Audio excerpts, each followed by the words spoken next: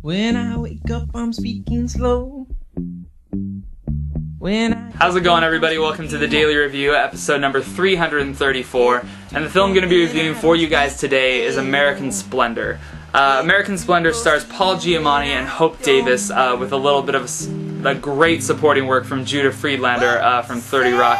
And American Splendor is kind of it's almost like a pseudo-documentary about Harvey Pekar. He's a comic book writer. He kind of wrote this underground comic called American Splendor, and now they're bringing it to life in this film.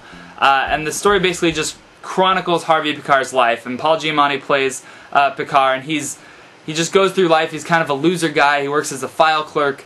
He writes comics. He meets Robert Crumb. He's fascinated by his stuff that he's doing, and he decides, you know what, I want to do comics that aren't about superheroes and aren't about that stuff. I want to do slice of life stuff that's just about real people and real problems, because I think that in itself is sometimes more entertaining than these superhero comics. So the film chronicles his life, his kind of love interest, which is Hope Davis, and kind of what ensues is a very nice character piece on Harvey Pekar. I think American Splendor is an incredibly well-made film, and I think a lot of the choices that it makes work incredibly well. First of all, they have a lot of the comic book subtleties within the film when it says, like, you know, 2 years later or whatever it is. It says it in comic book form, as if you're reading the comic. It also shows you little snippets from the actual comic book as the film is going on. It shows, like, there's a scene where Paul Giamatti is in the grocery store and it shows, like, thought bubbles, and it never does the voiceover. It just shows you the thought bubble as if you're reading the comic, which I found very, very refreshing.